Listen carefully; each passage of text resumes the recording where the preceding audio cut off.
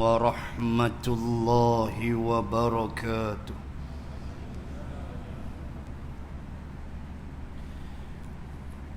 الحمد لله رب العالمين،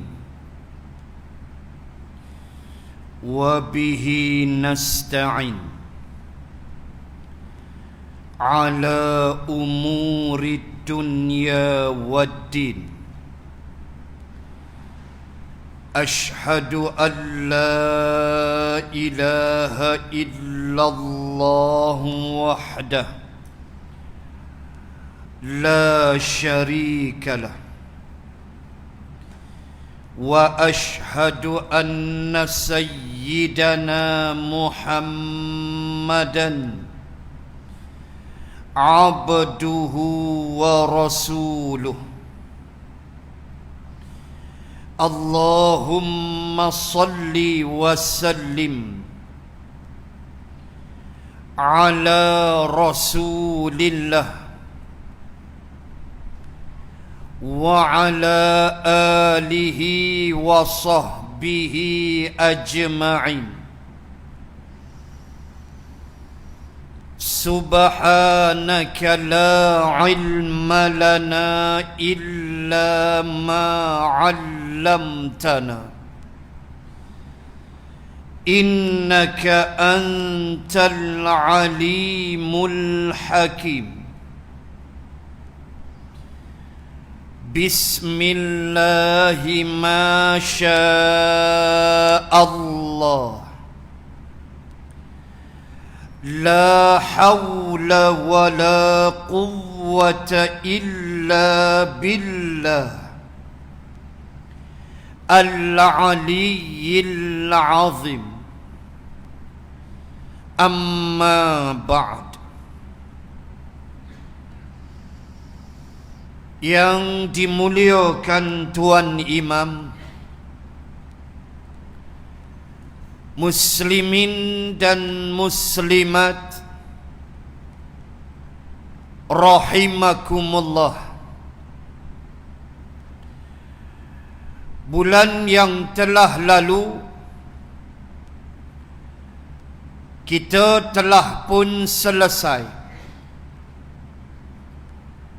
membahaskan kisah Nabi Adam alaihi salam. Dengan saya menutup kisahnya dengan kisah Qabil dan Habil, dan telah saya selitkan di dalam kisah Qabil dan Habil itu tentang satu pengajaran yang amat besar, iaitulah manusia belajar dari makhluk yang lain. Dan telah saya sebut beberapa ayat berhubung dengan burung gagak, ghuraban yab'atsu fil ard, yang telah mengorek-ngorek tanah,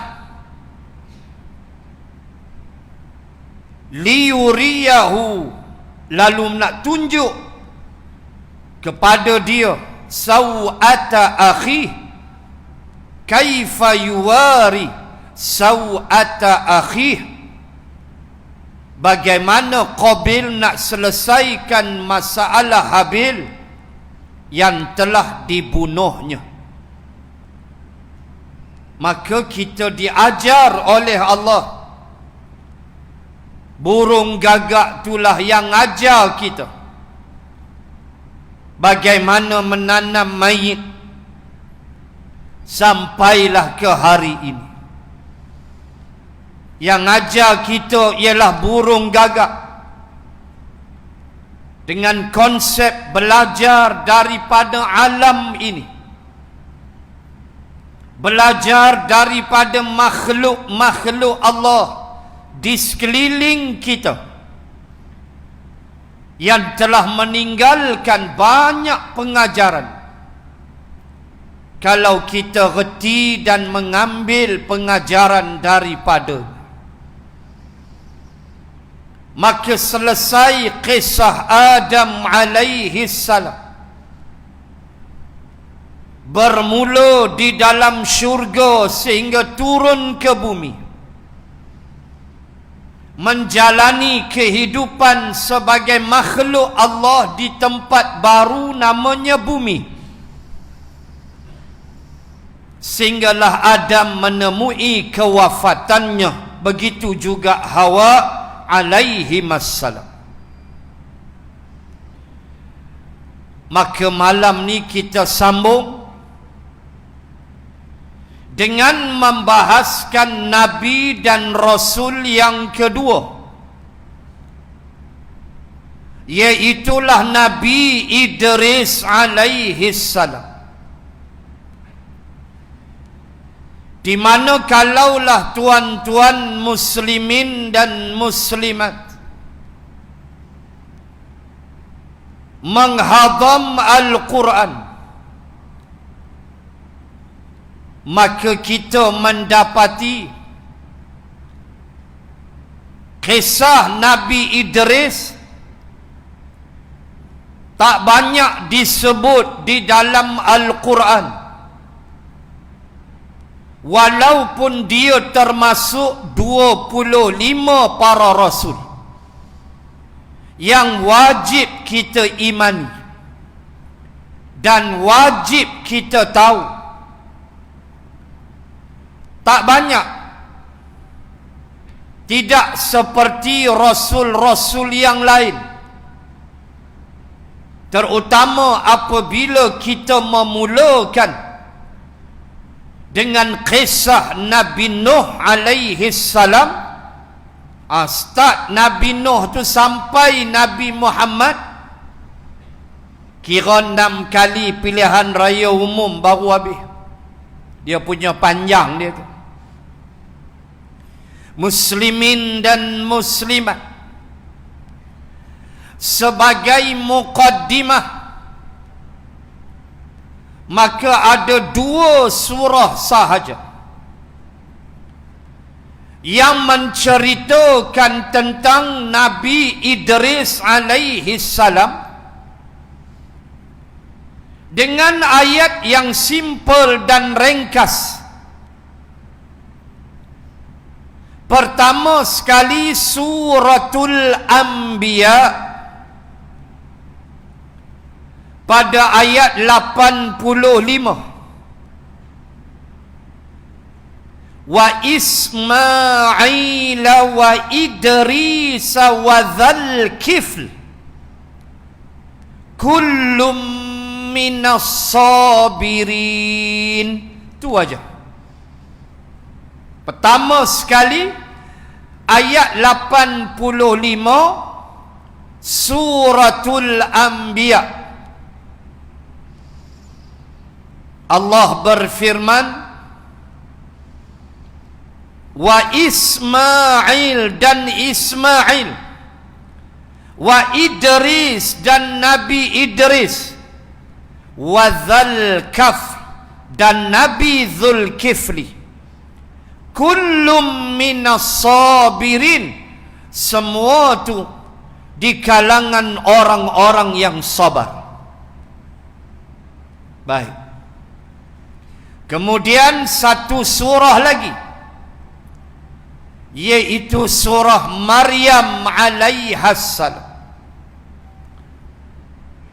Kenapa saya sebut surah Maryam kemudian daripada suratul Anbiya?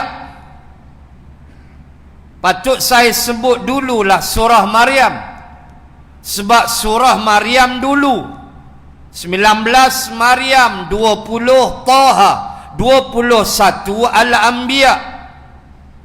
Sebab saya nak fokus pada surah Maryam. Kerana dalam surah Maryam kita boleh pecah perbahasan dia berdasarkan pandangan yang dilontarkan oleh para penafsir Al-Quran, di antaranya dalam tafsir Al-Azim, atau lebih mesra kita panggil tafsir Ibnu Katsir. Yang judul asal dia tafsir Al-Azim. Kita panggil juga dengan tafsir Ibnu Katsir kerana dia pengarangnya. Ada di dalamnya beberapa perkara. Juga di dalam kitab Qisasul Anbiya, juga karangan Imam Ibnu Katsir, di mana dalam kitabnya Qisasul Anbiya, kisah nabi-nabi, maka dimuatkan beberapa perkara yang boleh kita sentuh dan ambil pengajaran dari Nabi Idris alaihi salam. Baik. Dalam surah Maryam ada 2 ayat. Makna kalau campur tadi dengan suratul Anbiya, hanya ada 3 ayat sahaja yang Allah sebut nama Nabi Idris. 3 ayat saja. Termasuklah cerita dia. Baik, tadi sebut dah 85 Al-Anbiya. Maka dalam surah Maryam ada 2 ayat, 56 dan 57. Dan daripada sinilah saya nak fokus. Baik. Sebelum saya baca 2 ayat itu, maka kita lihat sedikit pandangan para ulama tentang Nabi Idris alaihi salam. Nabi Idris alaihi salam adalah generasi yang ke-6 daripada Nabi Adam alaihi salam. Dan mengikut riwayat, dia sempat bertemu dengan Nabi Adam alaihi salam. Lama mana? Wallahu a'lam. Tapi ulama sebut dia sempat bersama Nabi Adam dan dia berguru dengan seorang Nabi yang merupakan anak Nabi Adam alaihi salam, iaitulah Nabi Syith alaihi salam. Nabi Syith adalah anak Nabi Adam yang menjadi guru kepada Nabi Idris alaihi salam. Yang kedua, ada pandangan yang kuat menyatakan bahawa bumi kelahirannya adalah bumi Kinanah. Ardul Kinanah adalah gelaran bagi bumi Mesir, negara Mesir. Ardul Kinanah. Ada pandangan kata dia Nabi Idris adalah orang Mesir. Ada satu pandangan kata tidak. Wallahu a'lam. Kita serah pada Allah. Yang penting keimanan kita. Wajib tak kita beriman adanya Nabi Idris? Wajib. Sebab disebut Allah dalam Al-Quran. Tolak kafir kita. Na'udzubillah. Baik. Nabi Idris bawa syariat. Syariat yang dibawa oleh Nabi Idris, kata para mufassirin, hanya satu aja. Syariat dia ialah jihad. dan dirakamkan oleh para mufassirin. Apa makna syariat dia berjihad? Iaitulah Nabi Idris bersama dengan pengikut dia telah berperang memerangi pemberontakan ataupun memerangi pengikut Qabil yang melakukan kerosakan. Itu ditulis oleh para ulama.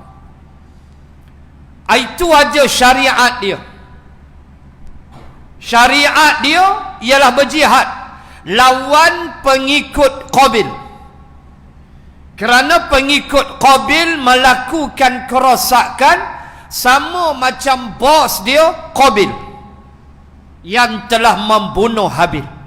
Maka Nabi Idris, mengikut tafsir Al-Azim, Nabi Idris melancarkan serangan menggunakan kuda, tentera berkuda, lawan pengikut Qabil. Itu aja syariat dia. Tak ada yang lain. Satu tu aja, iaitu berjihad. Itu yang kedua. Dan yang ketiga, kita baca sekarang 56, 57 surah Maryam. Dan daripada sini saya kembangkan perbahasan agak lebih ke dalam sikit. Baik. Wadhkur fil kitabi Idris innahu kana siddiqan nabiyya wa rafa'nahu makanan 'aliyya. Sadaqallahul azim. Dua ayat, 56, 57 surah Maryam, surah Makkiyah. Tadi Al-Anbiya pun surah Makkiyah. Baik. Kata Allah, wadhkur fil kitabi Idris, dan bacakan, peringatkan untuk mereka di dalam kitab itu, wahai Muhammad sallallahu alaihi wasallam, akan perihal kisah Idris, yakni Nabi Idris. Dilaporkan juga dia seorang yang pandai menulis, dia seorang pandai ilmu kaji bintang, dia seorang pandai menjahit macam-macam tafsir. Maka kata Allah, beritahu, ceritakan pada mereka tentang kisah Idris. Lalu kata Allah, innahu kana siddiqan nabiyya, sesungguhnya dia itu adalah seorang yang benar, siddiq, dan dia seorang nabi. Baik, ulama kata, kenapa ayat tak bunyi innahu kana nabiyyan siddiqa? Kenapa tak sebut dia seorang nabi dan seorang yang benar, tapi disebut dulu benar baru nabi? Innahu kana siddiqan, siddiq dulu barulah nabiyya. Kenapa? Awak Nabi Idris pembohong macam kita kah? Dia kuat kelentong orang. Tak ada pasal. Dia Nabi, dia Rasul. Kenapa diletakkan siddiq baru Nabi? Siddiq mendahului Nabi untuk Allah ajar kita betapa mahalnya sifat benar itu. Sifat siddiq itu cukup mahal. Sifat membenarkan Islam itu adalah sifat yang cukup mulia. Sifat membenarkan janji-janji Allah itu sifat yang mulia. ketika orang munafik ditempelak oleh Allah melalui firman-Nya dalam suratul Ahzab. Allah rakamkan ucapan puak munafikin ketika mereka selesai turut sama menggali parit. Bayang, orang munafik pun sama gali parit dalam perang Ahzab. Ketika waktu rehat, ketika mereka dengar Nabi sebut kita akan tawan Rom dan Parsi, sekumpulan munafik tengah duk berehat bawah pokok, kena tarik balik rokok. Bila lap-lap peluh kena tarik balik rokok, dengarlah Nabi sebut kita akan tawan Rom dan Parsi. Kan Nabi hentak batu tu, saya tak mau ceritalah panjang. Kan Nabi hentak seketul batu yang besar. Tuan-tuan boleh bayang, 10,000 tentera Abu Sufyan, 10,000 semua tentera berkuda. Cuba bayang Ustaz, suasana havoc dia tu macam mana. 10,000 semua kuda. Cuba bayang suasana. Nabi 3-4 ribu untuk kuda sikit jalan kaki. Abu Sufyan 10,000 mau tak gali parit, jangan bagi kuda lepas. Lalu ada batu Nabi hentak tu yang Nabi bertakbir, sebab nampak cahaya naik ke atas. Nabi bertakbir. Nabi nampak deretan istana kerajaan Rom dan Parsi sebagai isyarat daripada Allah bahawa Islam akan tawan Rom dan Parsi. Dan ia berlaku di zaman Umar Al-Khattab. Waktu rehat itulah puak munafik dengar dan Nabi kata kita akan tawan Rom Parsi. Puak munafik sembang bawah pokok. Dia kata sembang boleh nyembang Rom Parsi, digempak dia Abu Sufyan dan gali parit. Munafik tuan-tuan, munafik. Mereka bukan duk saja tolong Nabi gali parit tu, tapi dalam hati tidak membenarkan janji Allah dan Rasul. Lalu Allah turunkan sebahagian Al-Ahzab. Allah cerita perangai mereka. Kata Allah, ma wa'adanallahu wa rasuluhu illa ghurura. Tak adalah janji Allah dan Rasul illa ghurura, melainkan tipu, bohong, munafik. Tuan bayang ya, saya ulang balik, depa turut sama gali parit. Tuan ingat main-main ke? Tapi bila dalam tak yakin dengan Islam, tak yakin dengan Rasulullah, gali musim sejuk, makanan susah, tahun 5 Hijrah, musim sejuk, makanan tak cukup, Nabi ikat batu di perut. Terhambur kalimah itu dari munafik Madinah. Sembang bolehlah. Rom Parsi konon gempak di Abu Sufyan, lari kelang kabut. Hari tu perang Uhud, hampir-hampir dah kita tak bernyawa. Depa sembang bawah pokok, depa kutuk Rasulullah. Jangan jadi munafik. Tak yakin dengan janji Allah dan Rasul, tak yakin dengan Al-Quran dan sunnah Nabi.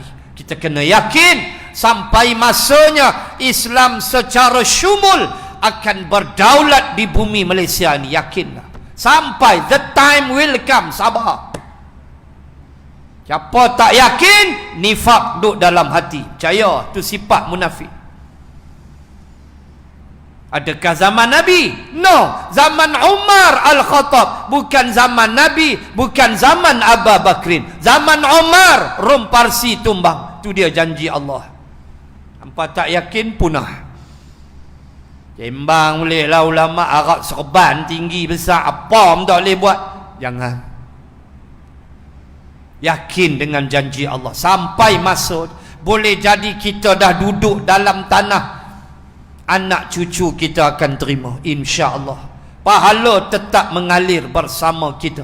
Pahala kita berjuang membela agama Allah Subhanahu wa taala. Muslimin dan muslimat. Sebab itu Allah sebut didahulukan, kata ulama, siddiq daripada nabi.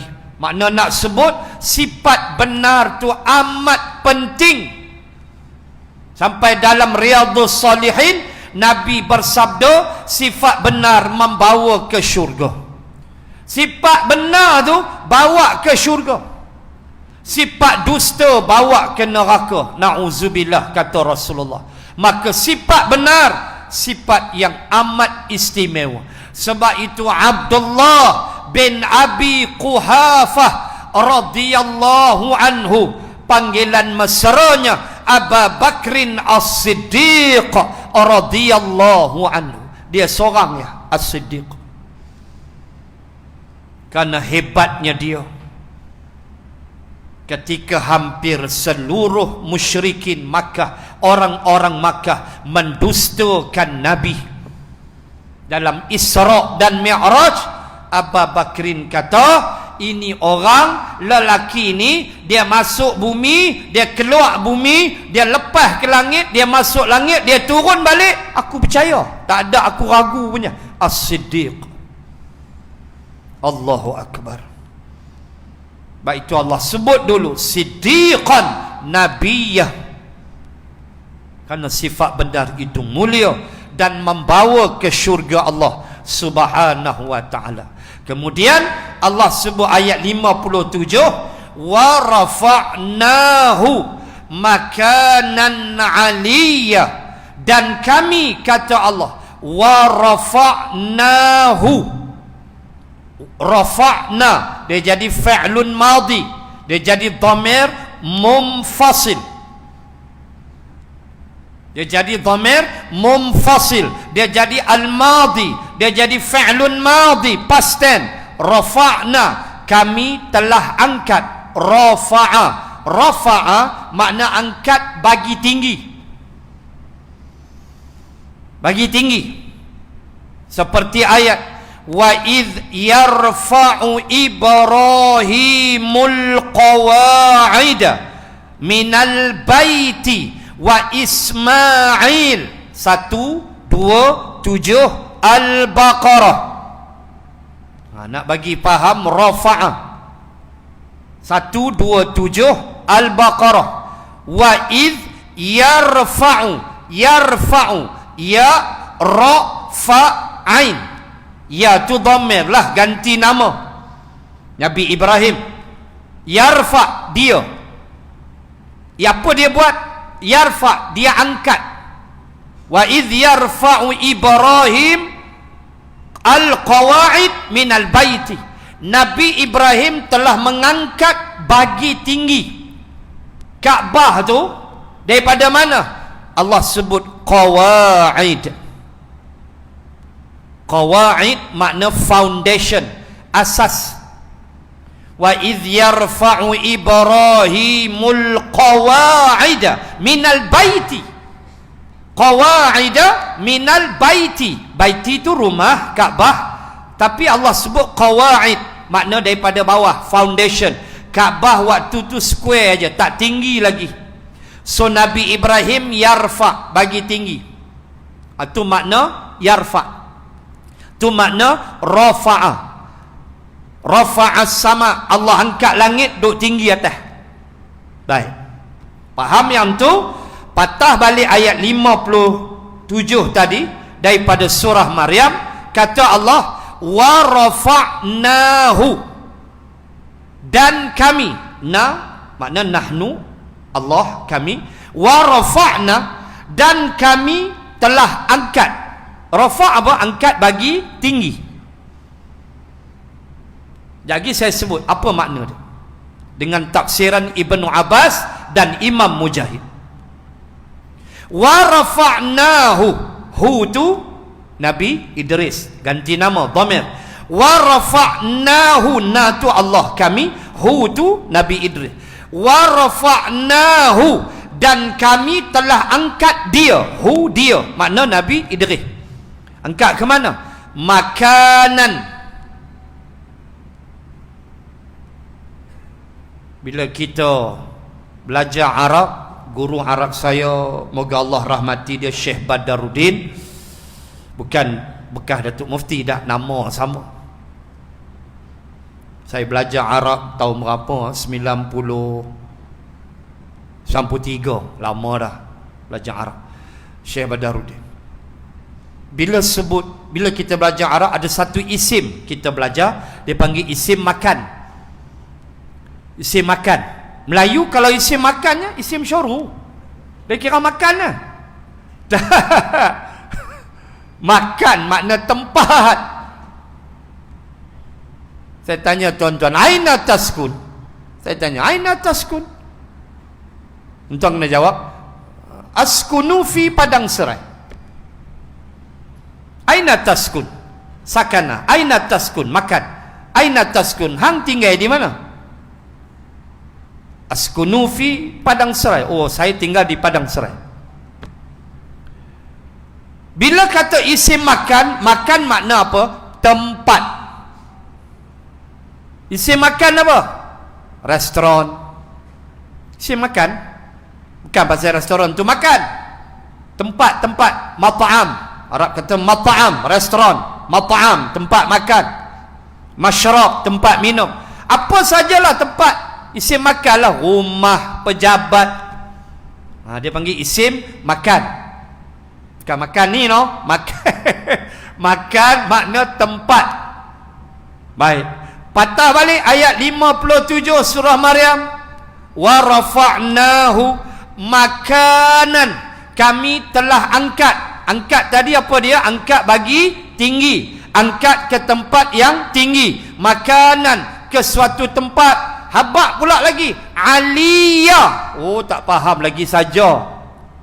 Dahlah. Rafa' tu memang angkat bagi tinggi. Allah sebut pula Aliyah. Al-A'la, maha tinggi Allah. Sabbihisma rabbikal a'la. Ala, atas. A'la, paling tinggi. Aliyah, ke tempat yang paling tinggi. Kami angkat dia, Nabi Idris, ke tempat yang paling tinggi. Apa makna? Kejap lagi. Dua pandangan Imam Mujahid juga Ibnu Abbas. Apa makna Allah angkat Nabi Idris makanan aliyah, ke tempat yang tinggi? Sekejap lagi hujung kuliah kita sebut. Baik. Sekarang saya nak sebut apa yang telah dirakamkan oleh para ulama di dalam kitab tafsir mereka, dengan mereka memuatkan bahawa Nabi Idris alaihi salam ada meninggalkan kepada kita kata-kata nasihat pengajaran. Yang tu kita nak sebut. Kemudian saya akan tutup dengan wa rafa'nahu makanan aliyah. Komplitlah kisah Nabi Idris. Baik, saya catat dalam kitab para ulama, ditinggalkan untuk kita oleh Nabi Idris antara nasihat-nasihat dan kata mutiaranya ada 6. Nasihat, kata mutiara Nabi Idris yang dirakam oleh para ulama, termasuk Ibnu Katsir dalam Tafsir Al-Azim, juga ulama-ulama yang lain, bahawa Nabi Idris, saya dah sebut tadi, syariat dia hanya berjihad aja, lawan pengikut Qabil, itu aja, lain tak ada. Tetapi dia meninggalkan nasihat, pengajaran untuk kita kutip bawa balik. Ada 6 yang kita catat. Pertama, kesabaran yang disertai dengan iman akan membawa kepada kemenangan. Disebut mula-mula sabar plus iman equal to kemenangan. Begitu. Sabar Senang kita buat formula matematik.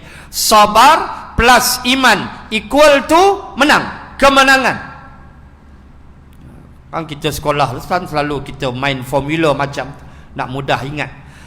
Kesabaran campur iman, jawapan dia kemenangan. Itu yang pertama. Sabar. Pagi tadi sempat saya dengar radio IKIM bila kita nak sebut sifat sabar. On the way saya ke Gunung Jerai. Saya rajin naik Gunung Jerai.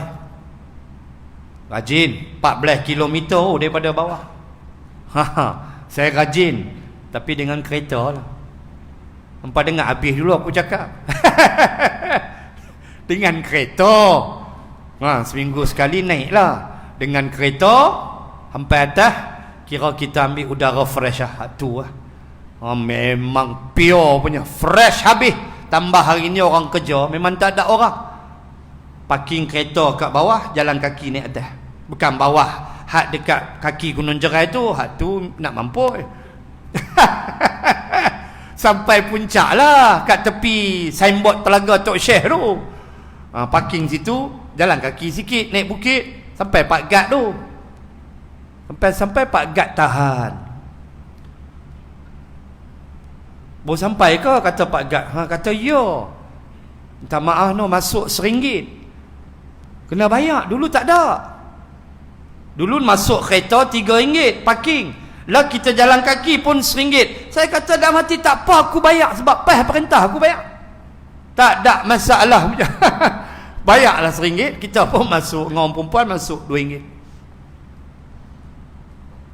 On the way tu sempat dengar radio IKIM. Dia panggil pakar mana perempuan, doktor, cerita tentang masalah pandemik COVID-19. Ramai yang hancur rumah tangga, bercerai-berai. Penangan kerja tak ada, pandemik punya pukulan, kerja tak ada, duit tak ada, dah kerja tak ada, duit tak ada, bergaduh laki bini, pressure, tension, akhirnya bercerai. Allah, nak kata apa tuan-tuan? Kita minta tak pandemik ni mai? Tak. Di situ penting sifat sabar. Kita tak minta. Ni tuan-tuan nak pakai topeng ni, kau tak ada sabar ni, pi punya. Bukan senang, gatai bulu hidung. Iya. Misai dengan bulu hidung belaga sekali.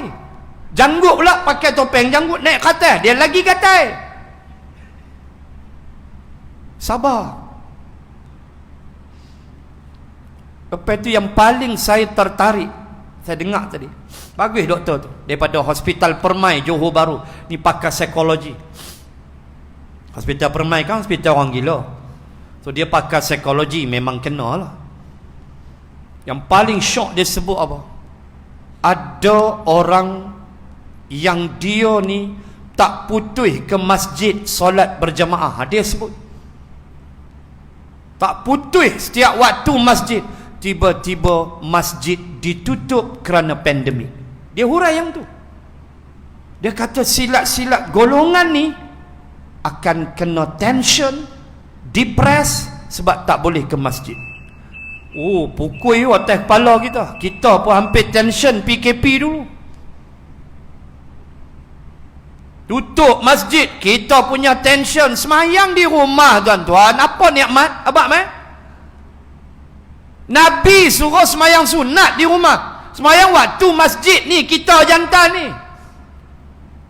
Walaupun mazhab Syafi'i hukum sah semayang seorang-seorang dengan tak dapat pahala berjemaah, tapi dituntut ke masjid, surau berjemaah. Semayang di rumah apa nikmat? Walaupun kita menunaikan tuntutan. Semayang tepi televisyen, angkat-angkat takbir, drama keluar. Sudah laju semayang. Sujud-sujud rasa keras, rupa biji kurma lepas buka puasa. Duk cuih tu Tak ada nikmat. Tak khusyuk kita. Nak masjid juga. Yang bila saya tak boleh bayang. Bila PKP kita rasa ni geng-geng kawan kita di Selangor, wilayah Putrajaya kes semakin menggila, semakin rapid. Sampai zon merah kampungku Al-Gombak Ki. Gombak sudah zon merah. Nak balik di arah Pak Mentua tak boleh lah. Sudah zon merah. Masjid tutup, hak boleh 2-3 orang lah. Tuan, doktor perempuan tu kata, kes macam ni pun boleh buat jamaah yang rajin ke masjid jadi tension, jadi stres. Sungguh, kita rasa.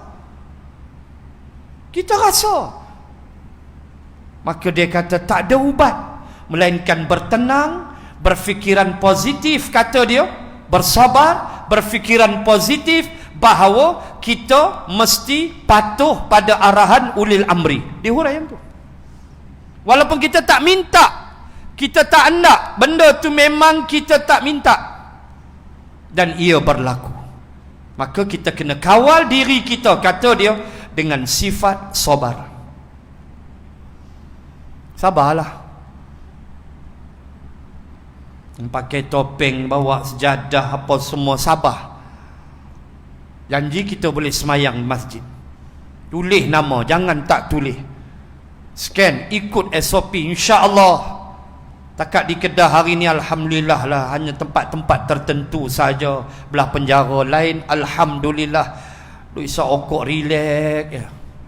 Puak-puak isap okok tu tak sedar tu, depa tengah sedut COVID tu, bahaya tu. Tuan-tuan muslimin muslimat, Nabi Idris kata sabar dan iman disertai iman membawa kepada kemenangan. Sebab tu tengok, sabar mendahului solat. Ya ayyuhallazina amanu, ya ayyuhallazina amanu sta'inu bisabri wassalah. 153 Al-Baqarah. Wahai orang-orang yang beriman, ista'inu, minta tolong dengan Allah. Kamu ada masalah hidup, minta tolong dengan Allah. Cara mana? Bisabri wassalah. Allah sebut sabar dulu. Bila aku uji kamu, kamu ada masalah, sabar dulu. Lepas tu baru datang solat. Solat itu ditafsirkan juga dengan doa. Bukan kata solat yang kita buat tu saja, tapi maksud solat itu ialah doa. Sabar. Yang pertama. Yang kedua, kata Nabi Idris, orang yang berbahagia itu ialah orang yang mengharapkan syafaat daripada Allah dengan amal soleh. Orang yang berbahagia ialah orang yang mengharapkan syafaat, pertolongan daripada Allah melalui amal solehnya. Apa kita nak sebut yang ini? Amal soleh mencerminkan kebahagiaan jiwa. Sebab itu orang yang tidak beramal, tuan-tuan, jiwa dia serabut tak? Serabut. Orang tak semayang, duit banyak, tuan-tuan ingat dia tak serabut ke? Dia tak sujud pada Allah. Dia tak bersihkan ruh jiwa dia. Dia tak sucikan harta dia melalui zakat ke apa ke. Dia tak ada amal soleh. Bila tak ada amal soleh, kita tak akan dapat kebahagiaan. Itu kata Nabi Idris. Maka jangan ingat bahagia. Saya ingat Qaradawi tulis dalam satu kitab dia, dia kata bahagia tu apa? Dia kata bahagia ni banyak sungguh yang orang taksir, kata dia. Ada yang menaksir dengan rumah yang cantik, bahagialah dia. Rumah dia besar, rumah dia lapang. Kalau berlaku lockdown, total lockdown pun, at least dia boleh keluar di foyer, di kawasan parking kereta rumah dia, rumah lapang. Walaupun dia tak keluar pagar macam PKP awal, banding dengan orang duduk flat. Allahu Akbar, kesian tuan-tuan. Ada sekali PKP tu kita tengok waktu berita, pemberita pergi rumah flat interview waktu PKP, itulah PKP awal tu. Mereka tak boleh keluar. Bayang rumah flat 20 tingkat, 15 tingkat, keluar tu dinding dah. Nak pergi mana? Masuk balik. Anak 10 orang, bilik 2. Mau tak tension tuan-tuan? Mau tak gila jawab dia? Keluar tembok, nak main tahu mana? Masuk dalam, tengoklah muka ayah, muka mak. Ayah dah separuh pengsan dah, rokok dah habis, nak turun tak boleh. Tu jawab dia, kena penyepak anak tu macam bola jawab dia.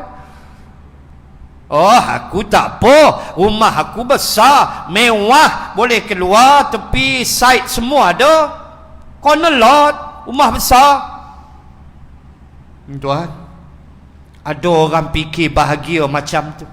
Ada orang fikir kata Qaradawi kenderaan mewah dia. Ada orang fikir dengan anaknya yang ramai, yang bagi dia duit banyak, dia rasa mewah. Sebenarnya kata Qaradawi, kebahagiaan itu ialah jiwa yang tenang. Itulah bahagia. Tuan-tuan, tenang ketika orang kelam kabut. Tidakkah Allah memanggil jiwa yang tenang pada hari habisnya mereka? Ya ayyatuhan nafsul mutmainnah. Hei jiwa yang tenang, wahai nafsu mutmainnah, irji'i ila rabbiki radiyatan mardiyah. Jom kita balik jumpa Tuhan. Jom. Jiwa tenang. Jiwa tenang ni yang kita nak cari tuan-tuan. Terutama bila duduk dalam masjid. Dalam kitab Abu Laid Samarqandi, Nabi sebut apa? Tanbihul Ghafilin. Nabi sebut apa? Orang beriman ni duduk dalam masjid seperti ikan dalam air. Tenang. Ikan dalam air, tenang, dia berenang, dia happy. Tapi orang yang ada penyakit nifak, orang munafik, bila dia duduk dalam masjid, dia seperti seekor burung di dalam sangkar, dia nak keluar. Jaga. Sakat tuan-tuan keluar nak pergi toilet, pergilah. Cuma saya selalu sebut, jaga adab dengan guru. Bila kita keluar macam majlis macam ni, kita keluar nak pergi toilet ke mana, diajar kita bangun, berdiri dan angkat kedua tangan begitu kepada guru kita. Itu adab. Walaupun mungkin guru tu tak nampak, itu adab. Pengalaman saya mengajar, tak banyak saya tengok anak murid buat macam tu, minta maaf. Adalah seorang dua yang dia faham. Dia bangun, dia berdiri, dia buat macam tu. Saya pun buat signal macam tu, dia pun keluar. Itu adab. Saya tak marah, tak ada apa, tuan-tuan nak keluar, keluarlah. Saya tak marah, cuma sebut adab. Itu aja. Adab. Baik. Bila kita duduk dalam masjid, kita ni rasa gelisah, nak keluar cepat. Baru setengah jam kuliah, dia mula tengok jam. Tengok jam, tengok muka ustaz, lepas tu dia tengok pintu masjid. Dia nak belah tu. Wah, walhal bukan ada kerja apa pun. Lainlah kalau dia nak pergi kerja. Ada anak murid saya yang mengaji dengan saya, dia masuk kerja pukul 9. Ada, dia mai kuliah 8.30, dia belah. Dia belah. Kadang-kadang jumpa dia minta maaf ustaz, hari tu saya bangkit awal, saya nak pergi kerja. Tak apa. Ada pula yang habaq awal lagi. Oh, yang tu saya kena cukup hebat. Dia habaq awal. Siapa dia? Menteri Kerja Raya sekarang, Datuk Fadilah. Datuk Fadilah Lah kan Menteri Kerja Raya, ahli Parlimen Petrajaya. Saya kuliah di Kuching tiap-tiap bulan. Lah tak pi 14 hari kuarantin. Kan nak mampu Kesian sahabat-sahabat di Kuching duk WhatsApp merindui. Saya kata aku nak buat macam mana? Lah pi 14 hari nak mengajak semalamnya duk hotel 14 hari. Nak mampu Bila saya mengajar tu kuliah maghrib, lepas tu tidur hotel, besok tu hari Ahad kuliah subuh, flight pukul 9.30 Kuching Pening Asia. So kuliah subuh tu selalunya tak miss lah, selalunya Menteri Kerja Raya akan hadir, Datuk Fadilah, Menteri Kerja Raya, dia ahli Parlimen Petrajaya. Dia punya polite tabik kat dia. Bini dia orang Parit Bunta, orang Semenanjung. So dia kalau dia ada urusan, biasalah menteri. Saya start aja duduk je, saya nak bagi salam je, sebelum saya start kalam dia akan datang. Ustaz, ya Datuk, saya minta maaf ya Ustaz, 10 minit lagi saya bangkit, saya keluar, saya ada urusan dengan rakyat. No problem. Tu dia adab. Lagi saya 10 minit dia bangkit, dia angkat tangan. Saya kata, dia belah. Tu adab walau menteri. Ni mangkuk tak faham yang payah. Minta maaf sebut. Tu contoh saya nak buat, bukan saya nak angkat dia, tidak, tetapi tu contoh. Belum start kuliah lagi dia habaq dah, minta maaf Ustaz, lagi saya keluar dalam 10 minit, saya nak jumpa rakyat, ada urusan. Kita fahamlah menteri banyaklah kerja dia, bukan nak pergi tidur di rumah. Kena faham. So orang beriman, dia duduk dalam masjid, rasa bahagia. Itu ada rasa tak perasaan?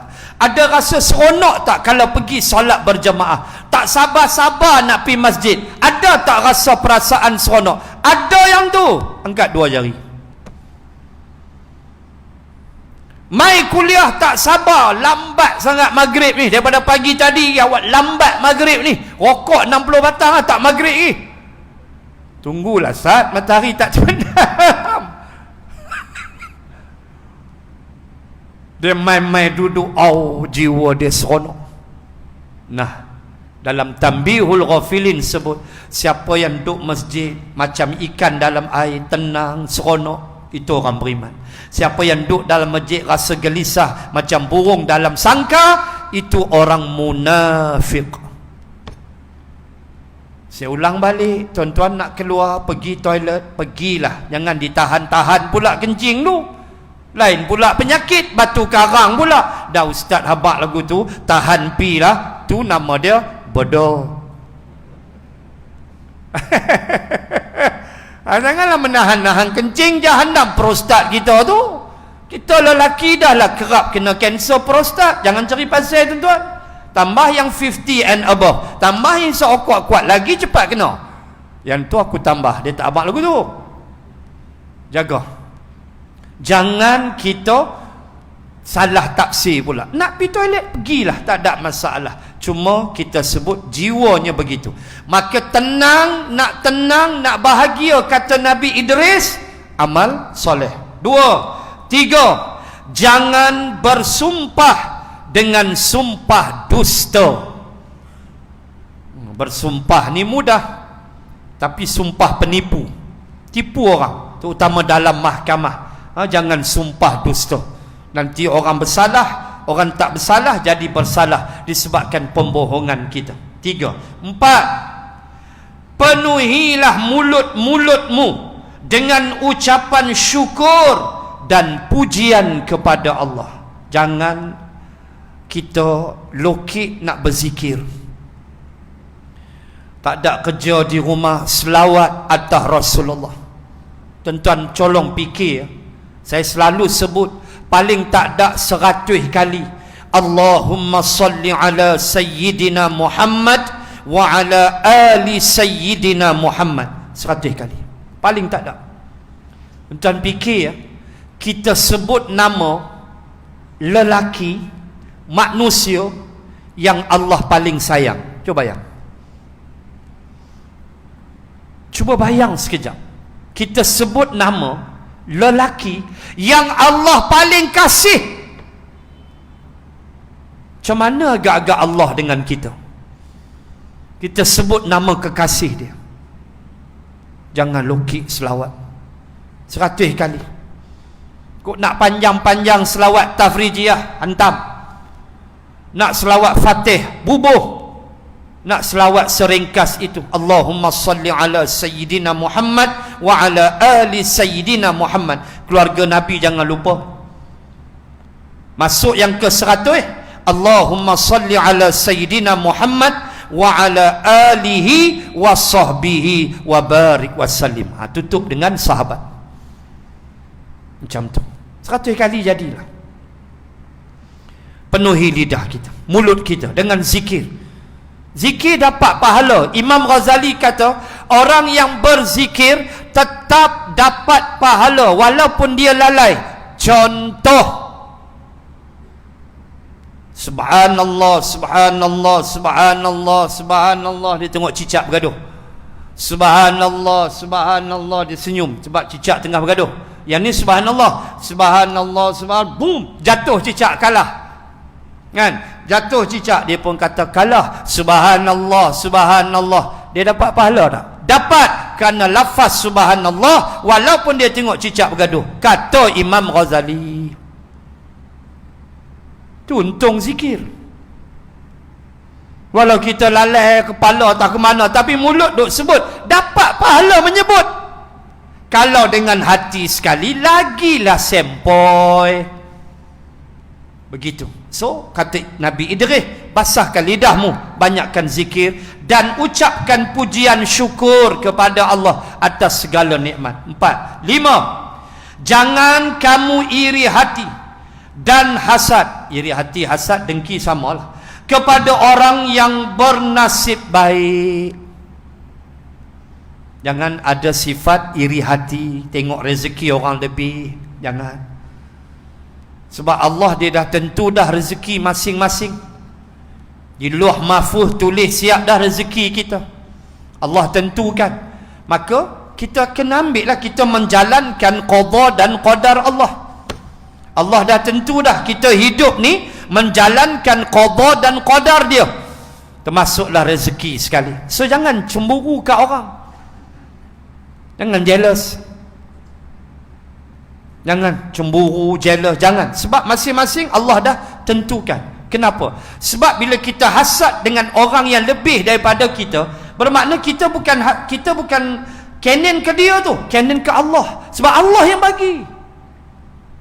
Tu dia bahayanya hasad. Tu yang Nabi kata, yakulul hasanat kama takulun narul khatab. Orang yang hasad, Nabi kata amalan dia hapus macam api makan kayu. Allah hapus pahala amal kita bila kita hasad kat orang. Jangan, biar pergi kat dia. Dia beli kereta baru ke, jangan lantak ke dia, tu rezeki dia. Kalau dia beli cara haram, dia jawab dengan Allah. Kalau kita tahu, kita nasihat dah dia. Begitu. Baik. Dan yang terakhir, kata Nabi Idris, bahagi-bahagikanlah nikmat yang kamu perolehi, tanda syukur kepada Allah. Makna apa? Kongsi rezeki. Hang ada duit kan? Hang kongsi rezeki hang. Kongsi dengan masjid, kongsi dengan anak yatim, kongsi dengan mahat tahfiz, kongsi. Tu Nabi Idris pesan. Bahagikan nikmatmu pada orang lain. Nikmat yang kamu dapat, tolong bahagi-bahagikan. Allah. Tu dia 6 nasihat Nabi Idris. Dan yang terakhir, okey, ni last, wa rafa'nahu makanan 'aliyya.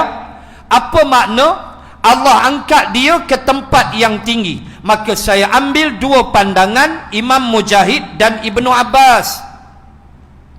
Kata Imam Mujahid, Nabi Idris diangkat Allah ke langit sebagaimana Nabi Isa diangkat.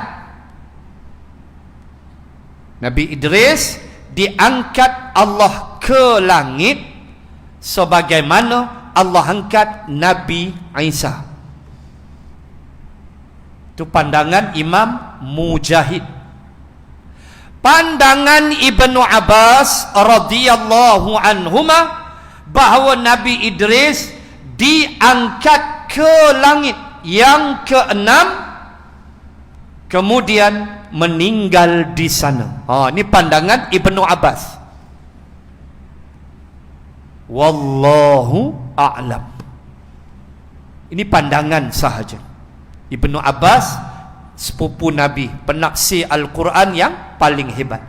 Ibnu Abbas kata Allah angkat Nabi Idris ke langit yang keenam dan dia wafat di sana. Wallahu a'lam. Dan pandangan ketiga, tiga saya catat, Imam Hasan, iaitulah Hasan Al-Basri. Imam Hasan kata maksud tempat yang tinggi itu syurga, bahawa dia sedang berada di dalam syurga. Jawapannya wallahu a'lam, Allah yang maha mengetahui. Yang penting apa? Nabi Idris diangkat tak oleh Allah? Ya, ke tempat yang tinggi, makanan aliyah. Ya, itu ayat Quran 57 surah Maryam. Tempat-tempat dia tu wallahu a'lam. InsyaAllah bulan depan bermulalah kisah panjang Nabi Nuh alaihi salam. Satu-satu kita akan kupas tentang Nabi Nuh. Yang ni cukup banyak. Suratul Mu'minun, surah Hud, surah Nuh. Tu saya kata mau 3 kali pilihan raya. Lambat habis. Tak apa, pelan-pelan kita belajar. So habis malam ni Nabi Idris tamat. Sebab kisah Nabi Idris tak banyak, ayatnya hanya ada 3 ayat saja. Saya ulang balik. Pertama 85 Al-Anbiya, wa Ismaila wa Idrisa wa Dzulkifli kullum minas sabirin. Dan Nabi Ismail dan Nabi Idris dan Nabi Dzulkifli, semua mereka itu orang sabar. Dan yang kedua 56, 57, 2 ayat pada surah Maryam yang menceritakan akan Nabi Idris diangkat Allah ke tempat yang tinggi dengan perbahasan yang telah kita sebut sebentar tadi. Wallahu ta'ala a'lam. Bismillahirrahmanirrahim. Alhamdulillahi rabbil alamin. Assalatu wassalam ala rasulillah wa ala alihi wa sahbihi ajma'in. Allahumma zidna ilman warzuqna fahman. Allahumma rzuqna fahman nabiyyin wa hifzal mursalin. Allahumma ij'al jam'ana hadha jam'an marhuma wa tafarruqana min ba'dih tafarruqan ma'suma. Wa sallallahu ala rasulillah wa ala alihi wa sahbihi wa baraka wa sallam. Walhamdulillahi rabbil alamin. Subhanakallahumma wa bihamdik nashhadu an la ilaha illa ant wa nastaghfiruka wa natubu ilaik. Wallahu a'lam. Assalamu alaikum warahmatullahi wabarakatuh. Allahu akbar.